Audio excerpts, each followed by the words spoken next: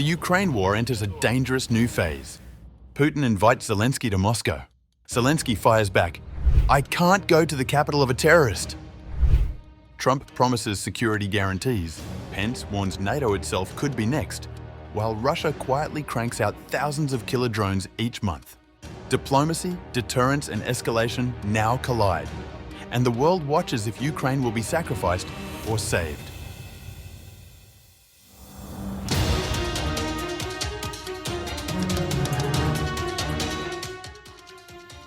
Ukrainian President Volodymyr Zelensky has dismissed a proposal to meet Russian President Vladimir Putin in Moscow, suggesting the Russian leader should come to Ukraine instead. Zelensky mocked Putin's offer during an interview with ABC News Chief Global Affairs correspondent Martha Raddatz for This Week. Putin can come to Kyiv. I can't go to Moscow when my country's under missiles, under attack, each day. I can't go to the capital of this terrorist. In the interview, Zelensky said Putin's offer was intended to postpone the meeting, insisting that he, Zelensky, was ready for the meeting in any kind of format, Zelensky told Raddatz. Putin is playing games with the United States. Meanwhile, Ukrainian Foreign Minister Andriy Sybiha on X this week pointed to 7 countries: Austria, the Holy See, Switzerland, Turkey, and 3 Gulf states, which he said were ready to host peace talks that Zelensky would attend. Zelensky told Raddatz, "If a person doesn't want to meet during the war, of course, he can propose something which can't be acceptable to me or to others." Despite repeatedly avoiding an in-person meeting with Zelensky, Putin claimed on September 3rd that he has never ruled out direct talks with the Ukrainian president, adding, "If Zelensky is ready, let him come to Moscow." The meeting between the two leaders would be a crucial step toward negotiating an end to the full-scale war in Ukraine, now ongoing for 3.5 years. Following talks with Putin in Alaska on August 15th, US President Donald Trump said he was working to facilitate a potential meeting between the Russian and Ukrainian leaders. However, the Kremlin has denied that any such agreement was reached.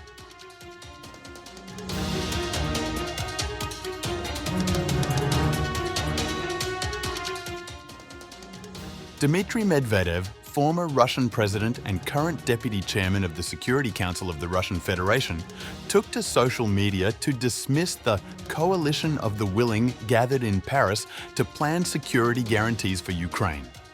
Это чушь собачья, значит, ересь такая, то, чем они занимаются, или, выражаясь на английском языке, это bullshit.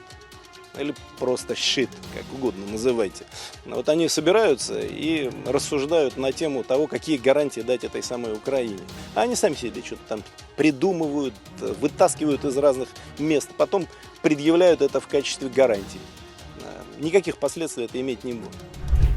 Also, on September 5th, Putin warned that any Western forces deployed to Ukraine would be legitimate targets for Russia's army. As Ukrainian counterpart Zelensky said, thousands could be sent as part of a peacekeeping force following a ceasefire. Meanwhile, President Donald Trump said on the same day that the US is still working on Ukraine security guarantees that will help bring an end to the country's conflict with Russia. Well, we'll work that out. We'll help them. Look, we want to save a lot of lives, so we'll do something with that. I think people expect that. We'll help them. Europe will be first in by far, and they want to be first, and they want to see it end. Europe wants to see it end, and it'll end. It'll end all of a sudden. It's going to come together. You watch. But we never fought to win, and now if we have to fight it all, we solved 7 wars. We have the one that I thought was going to be probably one of the easier ones, and that's with President Putin and Ukraine. And that turned out to be one that's a little bit more difficult, but the 7 are done. They were supposed to be much more difficult to solve. I solved every one of them, and we're going to get the other one done too. But it turned out to be a little bit more difficult than I thought. And it'll get done or they'll be held to pay. But because they're losing 6 to 7, it used to be 5. I used to tell you 5, now it's almost 7. I guess 7,000 people last week. 7,813 people, young soldiers, died. Russian and Ukrainian, not American soldiers. But it's a shame. And it's just, they're human lives, and I want to see it stop.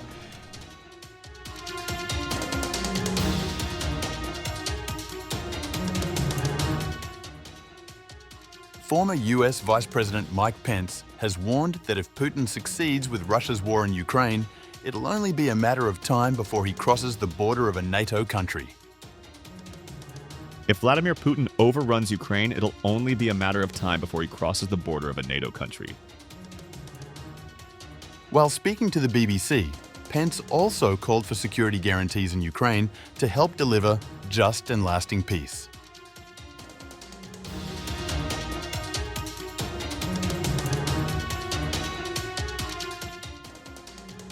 Meanwhile, Ukrainian military intelligence spokesperson Andriy Yusov said that Russia has the capacity to produce 2 Villa 700 Shahed-type kamikaze drones every month.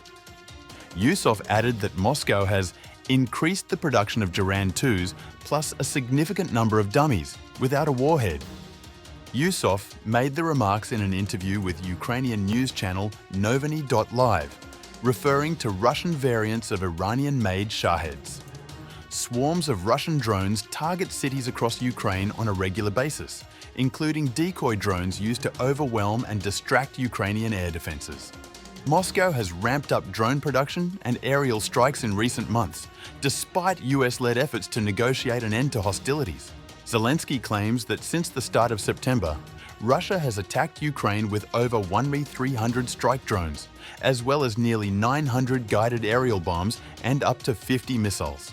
Yusov called it a serious challenge for both Ukrainian defenses and Kyiv's foreign partners, whose weapons help protect Ukraine's skies.